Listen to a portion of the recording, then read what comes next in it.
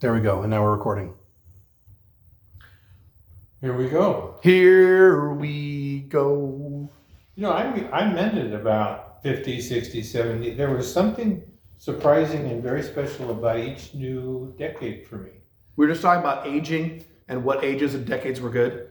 So you said your 50s were good. I'm excited about my 50s. I can't wait. That's true, but I'm also saying that I was surprised at how interesting each new decade was. I mean, I was raised to think you were dead at 65, right? Yeah. And so when I got to 60, it was good. And I got to 70, it was different and good. And 80 is unique in many ways as well. Do you have a favorite decade? Because you were pretty stressed in your 30s and 40s, right? I was. That's why at this time of my life, I have much less chiropractic problems. My hemorrhoids are gone down. You have less chiropractic problems now in your 80s than you did in your 40s. Exactly. That's so funny. I know. I was so under pressure being an entrepreneur that my body was responding. I remember I was little and I remember how stressed you were in your 40s. Same 40s, with weight control. I had a lot of trouble with weight control. Mm-hmm. And so, once I got out of the work world, retired. So let's actually start with that, because a lot of guys ask about that, or if you guys have asked about your background. By the way, this is my dad. This is Dr. Terry Jones. So wait, and his wife is right there, and my wife is right there. They're listening. You guys can chime in whenever you want. So you look your education first, because this is pretty interesting. Compare our different educational levels. You have 2 master's degrees, and a PhD. Wow. So you have a master's in psychology. No, I have a master's in history, and then I got a master's in counseling. That's not psychology. Is that different? Same idea. Okay, and then you have a PhD in divinity. I'm sorry. No. Ministry. Ministry. You have a PhD in ministry. I didn't know this. Yeah, it's more like a spirituality focus than it is a ministry focus. Okay. And you have something else. 2 masters, a PhD, and was there something else? I only got a bachelor's before I started getting graduate education. Well, when you say you have a master's, you don't say I have a bachelor's and a master's. You say you have a master's, right? Yeah. Okay. So let's compare. So then the rest of my family. So my sister, let's try not to say names. My sister has a bachelor's or master's? Which sister? The one starts with A. That's a master's. She has a master's. My crazy brother has a bachelor's. Yeah. Okay. Who am I missing? Mom has a master's. Yeah. 1 or 2? 1. She has 1 master's. I never went to college and never graduated high school. I'm so proud. My wife has a bachelor's, right? You have a Bachelor. master's? Didn't finish it, but Okay. credits. She has 2 Are you an RN? She has 2 bachelors. You have 2 bachelors? Yeah. So everyone in the room here has bachelor's, master's, PhDs, and I have a report card from 8th grade. That's good. You it's did well in 8th grade. Did I do well in 8th grade? Maybe I did. My grades started going in high school. My GPA in high school was 1.1. Oh my goodness. My wife is very embarrassed. She's having a heart attack over there. Now, make sure you remember though, I have a PhD, but my first year in college, my grade point was 0.7. Really? Yeah. All right, I don't feel too bad. It was a little chaotic to get started. How do you graduate? How do you get a bachelor's your first year of a 0.7 as a freshman? You can do that? I don't even know. Shows what I know about college. Well, I had a 0.7 my first year, but then I started to put it together and I graduated with a 2 point. That's great. My son graduated with a 3.8. I'm not surprised. Woo. Sharp. Dual major. Really? Poli-sci and That's great. I don't know if he graduated with that. Okay, I should ask him. About 3/4 in, junior year, he was at 3.8. What I found was graduate school was fun. Bachelor's I keep hearing that. is not fun. Matter of fact, certainly not the first 2 years of college. It's just, right? It's like high school over again, right? Yeah. Pink fireflies nodding her head. Yeah. Yeah. Okay, so you became a counselor. You had normal odd jobs. So you were born during World War II. You were raised in the 50s, right? Yeah. Correct me if I'm wrong. So then you were a counselor more or less before you started your business now, in the 60s and 70s, right? For about 15-ish years before you started the business? Let me think about that. Mom met you as a counselor, Yeah. right? And that was Oh, that's 70, about when it started in 1970. 1970. So you were a counselor for about 10 years working for the state Yeah. or various places. Okay. And then I started a business. So then you started your own business, your first business, in the middle of the 1980 recession. Right. It was kind of scary. Yeah. So he started this in the middle of one of the worst recessions we've ever had. Most of you who watched this video weren't alive back then. I was a little kid. This was when interest rates were 15%. Mm-hmm. So that's you said, oh, I'm going to start a business. Well, Yeah. I quit my job and start a business. This was that 79? When did you start it? Yeah, 79. And you actually quit your job. Yeah, I scared my wife to death. But I had a choice, either continued boredom or fear. That was my thing. Oh, boredom or fear. And I went for the fear because it was more exciting and more stimulating. And not only that, you started your business in the middle of a recession with a wife and 5 kids. Was Jeremy born by then? Yeah. Jesus Christ. So when I mentioned you, as I talk about how in the 70s, you were able to support on your own income, which was probably not that very high in the 70s, right? As compared to men. Okay, so you were a lower income or average income guy in the 70s. And you were able to support a family of 7 on your own income because mom didn't work. That's right. So men today can't even support themselves. A lot of men today, they can't even support themselves. They have to live with someone. Oh, I know. Adults in their 30s have to live with somebody. And it's changed so much in 30 years. Isn't that crazy? Yeah. You were the last generation who was able to do that. To have one income and support a large family, even as a lower income guy, all by yourself. And I was only able to do that because I owned my own business and I could grow the income. Right. If you're a salaried person, you can't do that. You're either. screwed. Well, that's why I say, guys, now you're almost safer these days having a job, having your own business than having a job. We're in an era now where in a way, you're actually more flexible having your own business, as long as you're making some money at your business than having a job. So let's talk about that. So perfect segue. So then you went from 0 to, you were making 6 figures. I think by the time I moved out, or maybe before that, you became a self-made millionaire within X number of years, starting that business from scratch.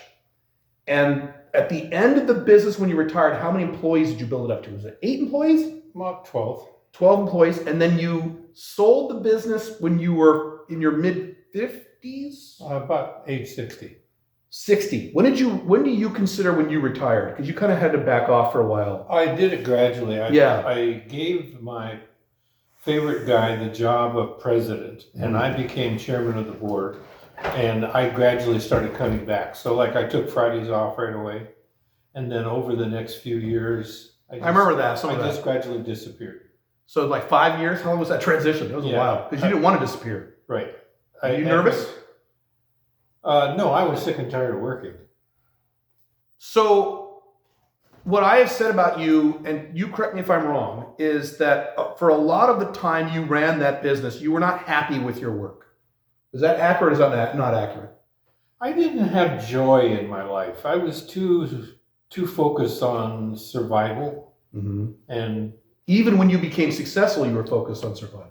Right? Oh, is that accurate? Yeah. I was pretty much an asshole. My friends, my good friends, see me and call me kind of tongue in cheek, recovering asshole, because I have, since I sold the business, changed, and I've become calmer and sweeter, and I wasn't that much fun when I was successful. You're radically different now than you were 30 years ago. Yeah, you're almost not a different guy. Yeah, but yeah. Oh yeah. And that happened when you retired, when you didn't have to work anymore, right? Yes. When I got out of the work world, then I was able to relax. Mm-hmm. It was a gradual process. Right? Mm-hmm. But it changed my life. I mean, I ended up a divorce, and I think in large part because I have become a different person. Me too. Yeah. Well, you attribute the divorce to the change? Well, it was a 2-person divorce. Yeah, I know. And my contribution, but I think my contribution was to have gone off into a space that was so different than what my wife had married, that we grew apart. We were still good friends, but we weren't enjoying each other. Now I found somebody I really can enjoy. So I relate to what you just said because now I have someone I really enjoy too. Yeah. But you're not waiting till you retire to get there. That's good for you. No. But had things happened differently, I could have waited longer, and it's a good thing I didn't. Yeah, because she could have made certain concessions, my first wife, where I could have waited longer. But even then, because I've been asked, well, what if she did this and this? Would you have stayed with her till now? No, we still would have gotten divorced. Yeah. But you and I both got married young. We both made that error. Well, how old were you when you married your first wife? 24. See, and I was 24 I was 25 when I married her. So No, same exact age. That was a starter marriage. Yeah. Yeah. Yeah. Starter wife, starter marriage. Yeah. And we both, that first wife and I, we both got to a point of growth, maturity, where we had to separate because we were going off in different places. So the good news is we were growing. But that's a better reason to get divorced than I had. We grew away. But it's interesting. You and I both got married around the same time. Yeah, I didn't realize that. I never realized that before. Yeah, I was 25. I was 24 when I met her. 25 we got married, I think. Yeah. And so I didn't think of that as young, but you're right. That's very young. That's younger than my son is now. It's ridiculously young. That's why I tell guys, you don't even think about settling down to you're at least 30. And even then, that's early for a lot of guys too. Do you agree? Do you agree with that? That men shouldn't settle down to their 30? Yeah. And even at 30, a lot of guys are immature. Right. Today's men. Right. And that's even back when men who were 25, so that was the 60s, you married your first wife. Right? Yeah. So men who are 25 in the 60s were much more mature than men who are 25 now. I don't know if you're aware of this. They were? Definitely. Oh, there's no comparison. Yeah. Oh, God, yeah. You just spend your time with a lot of younger men. I do. So men are becoming more immature? Yes. Massively so. She told me when she met me that she was tired of immature men. She said the same thing. Now I got a kid. Now you got a kid? Now she calls me a kid. She says the same thing. Yeah, both our wives say the same thing. But I think it's valid. I think one of the reasons why I'm enjoying life is I've allowed the immaturity to come out and just be there. I'm not trying to pretend I'm something else. I'm not playing games. And is that because you're not working? I'm free to do that. I have all the income I need. I'm healthy, and so I can be what I want. And so sometimes I'm a little sloppy, and she thinks I'm childlike. Yeah. But I like it. Why didn't you? Yeah, I'm a kid too. Being Firefly just said the same thing about me. So you can say whatever you want. I just don't say any name. I said the name. You're okay. I was gonna say I forgot now. Shit, I forgot. Kid. About being young. Being a kid, you said. Being a kid. You are. I am a total kid. Yeah. Are you more of a kid now than you were 20 years ago? So 20 years ago, I was in my 20s. Yes. In what way? Because I was in your scenario. I was supporting a family and stressed out, and yeah. So you feel freer now? Yeah. Oh, totally. Alpha 2.0. Yeah. I'm way freer now. Yeah, there's no comparison. Oh, 2.0 Alpha is a freer man? That's what Alpha 2.0 is about. Well, freedom. You were the first chapter a long time ago. Yeah, it's about long-term masculine freedom. Right. So yes, I'm freer to be whatever I want. Right. That fire feels really good. Can you guys see the fire? Look at the fire. There's the fire.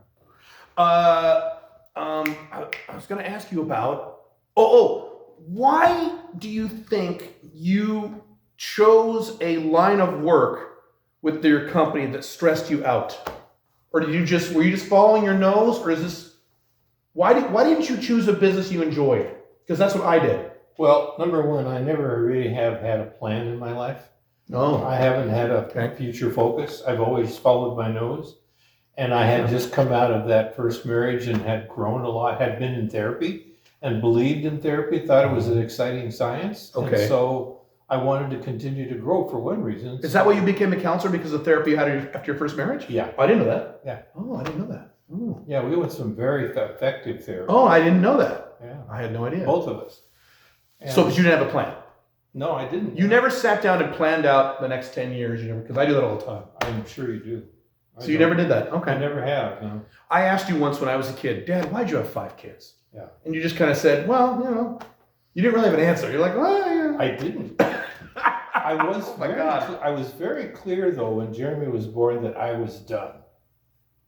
But I didn't plan the. But mom continued to try. She just, her body wouldn't. Oh, she had 3 miscarriages. So So she kept trying. she did. Oh, Jesus. She's intellectually agreed with me, but not Oh, emotionally. I see. Okay. Well, emotionally trumps intellectually, Oh.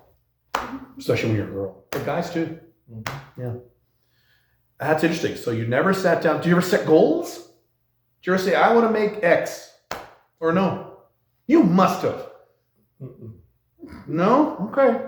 I didn't- Did you ever say, so you just said, I want to make more money? Or did you even say that? No, I did, because I had a decision to make at one point in my business career.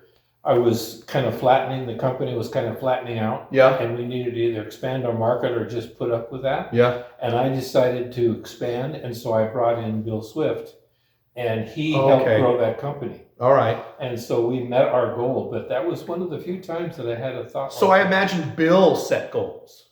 I don't remember if he had that kind of clarity. Really? or not. Okay. So, Fascinating. Yeah. So you're a big exception to the rule, because I tell them all the time to set goals and make plans and mission and vision and all that stuff. Because Well, I'm a maniac with that stuff. When I do counseling with SCORE, with small business people, I talk about setting All right. goals and having a business plan. Great. It's very important. Okay, but But you it just wasn't didn't do my it. style. All right. You think if you had done that, you would have been more happy with what you did for a living? I Or not necessarily? You don't know? I have no idea. Let's talk about your family life and your kids. So, because I get a lot of questions about that too. So you have a total of 6 children. Mm-hmm. So I want to get the timeline right, because this is complicated. I have to explain this every time guys ask me about my siblings. He's one of the best looking. I am the best looking of his children. Yes, by far. You've got 6 kids. So you have your first wife. You were married for about 6 years, right? When you were young, Let me think a minute. or so. 5 years, probably not even that long. About 7, yeah. Oh, 7, that long. Okay. Oh, I didn't know that. Maybe 5, I don't remember. All right, 5 to 7. And that's where your first child came from. That is my older brother. Yeah. Then you married mom in 71. Right. And then you had 5. I joke about this. My mom spent the entire 1970s having babies. Yeah. So you had 5 kids from 71, 72. I was born in 72. To Jeremy was born in 79. Mm-hmm. And I've said that, and people say, well, that's impossible. That means your wife, your mom must have spent the entire 1970s doing nothing but having babies. I'm like, yes, that's what she did. She spent the entire 70s having babies. When I Insane. asked her to marry me, Uh-huh. she didn't say yes. She I said, know what she said. What? Tell me. Now I can. Have children. It's just like, oh, yeah, I want to marry you. She's like, great, now I can have kids. That's the first thing she said. She said that on Donahue. Pink Firefly and I watched Donahue. Oh, did you? When you guys were on Donahue in the 80s? Yeah. So he was on Donahue with my mom in the 80s. My mom was on stage and he was in the audience. And that's what she said in Donahue. She said, oh, he asked me to marry him. And I said, oh, great, I can have babies now. What? Anyway, yeah. So she had 5 kids. So you have 6 children. And we could do a whole thing just on that. So I'm the oldest of the 5 kids that were raised together, although I have an older brother who was raised separately, who I see, who visited us in the summertime, right? Yeah. And I just have a few random thoughts. You can say whatever you want, talk about whatever you want. I remember you and I had a discussion about 10 years ago. This is years before I met Pink Firefly. You said you and mom were having a discussion about your grown 6 children. Because today we're all in our 40s-ish. 50s and 50s and 40s, right? Well, I'm almost 50, and then older brother is 50, right? In his 50s. You said, what did you say to me? You said that you and mom, your goal for your children, your grown kids, was to have all 6 of you settle down with someone. And you said, maybe you don't remember this, and you said, you and mom were talking about this, you said, okay, of the 6, 4 of them are settled. But Caleb and Josh are the 2 dickheads who are not settling down. We need to get these guys settled down. And you're both like, Caleb, oh, I don't know about Caleb. And Josh, oh, I don't know about Josh. So me and my crazy brother, you were the 2 that like you and mom were waiting to find someone to settle down with so you could both relax and say, okay, good, all of our children are settled down. It wasn't, in my case, I don't know about your mother, but in my case, I wasn't concerned about you settling down. I was concerned about you being happy. And my judgment was, because I was a big fan of marriage, was that you would be happier if you found a partner who you could enjoy life with. Mm-hmm. And when you guys finally became successful, your mother was suffering in empty nest syndrome, and I was celebrating because you were successful. Yeah. Yeah. Well, you also told me once, and we can cut this out if you want to say this, that you perceived me as your happiest child. You said that, and it was a while, it wasn't recent, but you said I that. would say you're the happiest guy in the family. That's Oh. why everybody thinks you're crazy, Okay. because you just really don't seem to dwell on the shit in your life, Right. and that's hard for most of us. Yeah. Okay. Did you have that perception of me before I married her? I think so. Yeah. I've always had it. You've always had that? The only time when you were a little cranky was when you were like 17. Something Yeah, I like went that. through a phase in my early teens where I was a little shitty. Yeah. Other than that, no. Really, you've always had that perception. That's interesting. Well, yeah, and you were teaching me about positive affirmation in your teenage years. I was? Yeah. What? That was very important to you then. Teenager? Mm-hmm. I think it makes maybe early 20s. Well, maybe. I don't remember. Huh, no kidding. And what do you want for your kids now? So you have 6 grown old children. What do you want for your 6 grown old children? I want you all to continue doing what you're doing because it's working really well. Is it working for all your children? Yeah. It is? Yeah, you're all very different, Radically different. and you may have different criticisms than I do about what you're doing with your lives, Mhm. but I see you as all being very successful, and more important than that is that I'm still connected to each one of you. Mhm. So I'm so pleased about having that continue. Is that you're a counselor? You're a psychologist with retired with decades of experience. Is that unusual? What you just described, Yeah, to have 6 children and the parents are still connected to all 6. it is. Yeah. So we're very lucky that way, aren't we? We are. Yeah. We have a pretty unique family. You remember how that one counselor wanted to write a book about the 5 children and how different we all are and shit like that? Yeah. So Yeah. because he's never seen anything like that. Yeah, your sister calls us eccentric. I think the world will call Yeah, us sure. that. Yeah. Well, I am. I'm strange. Yeah. But most of the people that we know look at us as kind of a strange group. Do they as a family? Yeah. Yeah. Why are all 6 of your kids so radically different? You have any theories? Because that's not typical at all. First thing that came to mind when you asked that was that we didn't try to style you to be anything. We just left you develop your own pathway. That's more true with your younger kids than your older kids because mom was still very Christian-y. And so there was definitely a lot of Christian stuff in that direction with me and the first daughter. So we went to the Catholic school and Yeah. we did all the Christian Catholic shit, and, we did all that shit. Yeah, and I didn't stop it. Yeah, but mom laid off on that stuff by the time the boys were in high school, or by the time the younger brothers. Oh, but you felt that as some pressure. Not pressure, but I felt the desire for mom to say, "Okay, this is the way." Oh. Yeah, sure, yeah. You didn't feel that? You probably didn't care. I did care. Oh, I okay. cared that you guys would find your way. And each one of you, as you became successful, have made me very happy. But you have so other than that, you have no theories of why we're so radically different. No. Because I don't. Because we have people like in mom's families where there's 4 or 5 kids, and they're all clones. All the kids are the same. They look That's the same. true, yeah. They act the same. Yeah. I mean, I can give you names you know what I'm talking about. Yeah. Yeah, but all 6 of us. Very different. What the hell? And 5 of us have the same mom and dad genetically. We're raised by the same parents in the same household. So it's not like 4 of us were raised over here and 2 of us were half brothers, and it's the same DNA and it's the same. So the nurture and the nature was the same. I think that what I would call successful parenting, Maybe, yeah. because you're all unique. Yeah.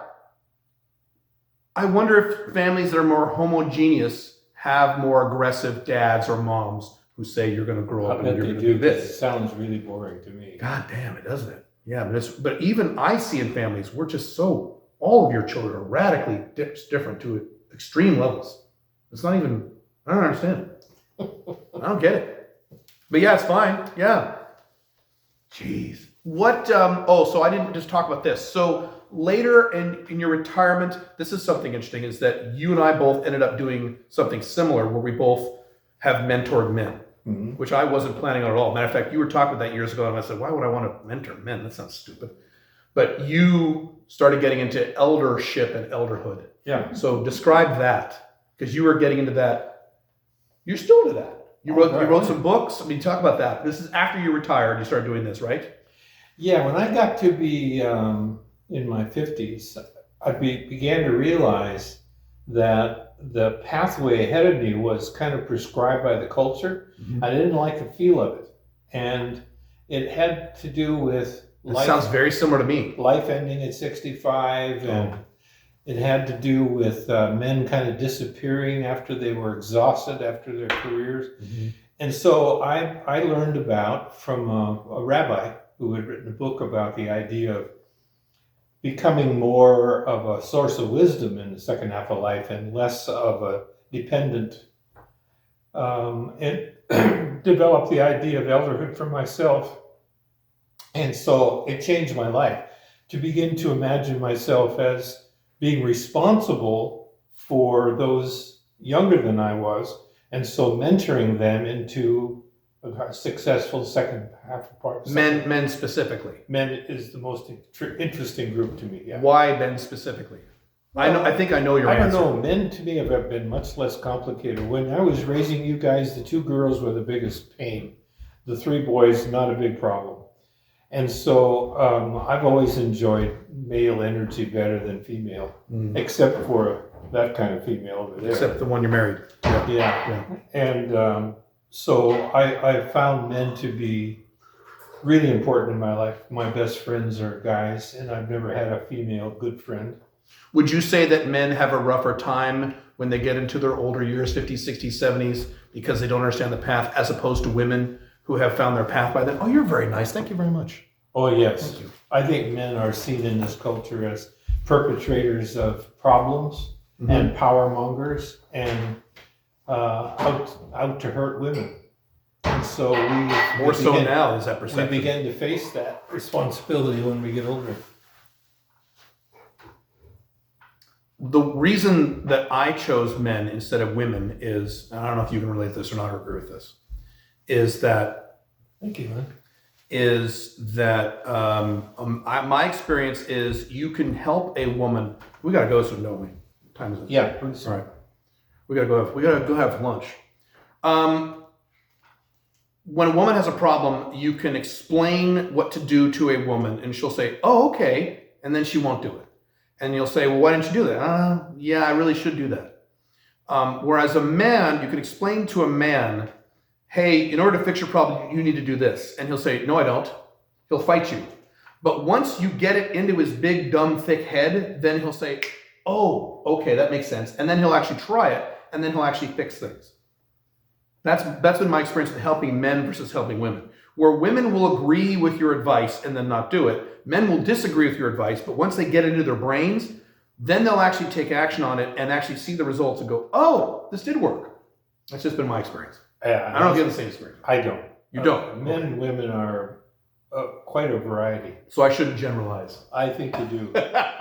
Do I generalize? And I know, yeah, well, about them you do. Oh, okay. And about the men that I know, they are in many ways very feminine. One of the things. Is that because they're older? Yes. Because we're at that time of life where the men that I know are interested in being elder-like. And that brings out a softer, sweeter kind of focus a lot of the time than you would find in most men. Do you consider yourself more feminine now at your age than you were in your 30s, 40s? Oh, absolutely. Yeah, because I agree. Yeah. Yeah. She is, she's the tough guy in our family. Are you the tough guy in the family? Are you the tough guy in the relationship? No, I'm just a maid. You're just a maid. You're just a maid. Could you be a maid, Pink Firefly? That'd be great. She's like, wait, what? It's a generational difference. Let's end with this. Let's end with this in one more quick thing. So if you remember anything I've talked about that you disagree with or that you agree with, either one that comes to your mind, or do you remember my content enough to have a strong opinion on either way? Are you talking about today? No, my Alpha Male 2.0 stuff that I talked about. Oh, The book that I wrote and what's your question about? is there anything that I've written about or talked about in my videos or my books that you read and went, "Oh, I don't agree with that at all"? Oh, sure. Oh, sure. Okay. And then is there anything that I've done that I've said that you agree with? You're like, "Oh, that's a great point." Yes. So give me a disagreement and an agreement. Well, your view of sexuality and how it fits into a relationship, I think, is really dangerous. It's dangerous. Yeah, I'm very committed to my wife, and I don't even have an interest in other women, let alone Oh, I see. have an The idea monogamy that I stuff. might spend time with them. Got it. The thing that I really like about your work, though, is it's dynamic. You're honoring that part of the man that is an adventurer and that has the willingness to take risks. And I love that about myself. Mm-hmm. So I think that you're really honoring that in that. You were a role model for me for that, because I remember you saying that. I imagine, it's hard for me to imagine if I had a dad who just had a job his whole life. Mm. I imagine I would probably still start my own business, but I don't know if I would have done it as soon or as aggressively as I did it. And my dad, I admired him that way too. I couldn't imagine I didn't think of your dad. how I could grow up and take care of a family like he did and pay all the bills. Through your own business. Yeah. Yeah, I forgot. Say his dad was an entrepreneur. And we didn't even talk about him. I didn't think of that. Yeah, so you had inspiration from your dad. Yeah, about survival. About survival and entrepreneurship, or just survival? No, both. Yeah. I didn't think of that. I didn't think about that at all. You loan your money to start a business. Yeah. He did. That time that I went out and started the business and quit that job, Mhm. I borrowed $25,000. Oh, really? From him? And back then, that was a lot. That's a of money. lot of money back in the 70s? And it took me 6 years to pay him back. No kidding.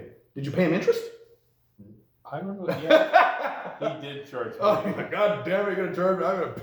You're going to pay me interest. God damn it. He was true. My grandfather, so World War II, who fought in World War II. Was he in the Battle of Midway or no? He was in battles like that and won't talk about it. He won't talk about it, like many veterans won't. Yeah. He's passed away a few years ago. Is there anything you want to tell my audience? These are mostly men between 25 and 45, unmarried. Is there any? What would you say to them? Or do you have anything you want to tell them? Maybe you don't. I guess the thing that comes to mind first is that I really believe that when you get to midlife, I'm talking 40 to 50, so that doesn't apply to most of you, that you have an opportunity then to kind of harvest what has occurred the 20 years before that. And I think you should really consider that an important opportunity. I've watched some of my own children come to that stage of life and struggle with the question of, what do I do now? What is the rest of my life going to be like? And basically reviewing where they have been. And so for those men who you're serving, these younger men. Yeah, what would you say to young guys like in their 20s, early 30s? Yeah, I would say for you that you have an opportunity when you get to that point in your life, 40 or 50, to reevaluate and decide if you've gone the right direction, and if you haven't, to change it. If you don't do it then, you never will. I believe that's the time. That's the one opportunity you're going to have. And I know a lot of men, I'm sure you do too, who don't do that in their 40s, and they just live the rest of their life and they suck. And I think they'll know by their symptoms that they are in a transition that needs attention. That's a really good point. I agree 100%. 40s is probably your, yes, if you don't make a shift in your 40s. Because I made my shift in my mid 30s. Mm-hmm. It's probably a little early for this, but yes. Yeah. Yeah, good point. I agree 100%. Yeah. Cool. Congratulations. You're a very successful man. Thank you. You too. I'm very proud of you. Thank you. You're my inspiration. You're one of the biggest ones. Well, let's drink to that. Mm-hmm. This is not alcohol, of course, as usual. Do you drink? No. You used to a little bit. Oh, when I was in my 20s, yeah. Yeah, okay. But that's it. Yeah, you weren't a big drinker. Yeah, I don't know why I stopped, but I did. I don't know. And my wife doesn't drink either.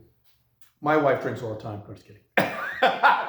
I'm just kidding. She just give me a look. Edit. Yeah. No, she has a glass of wine occasionally. She's normal. She's a normal drinker. We're the weird ones who don't drink. I know, it's very strange. Yeah. Thank you for doing this. Yeah, it's fun. It's fun. Yeah, it's always fun to spend time with you on us. Yeah. Well, let's go eat. Let's go eat. Thanks, guys. Bye.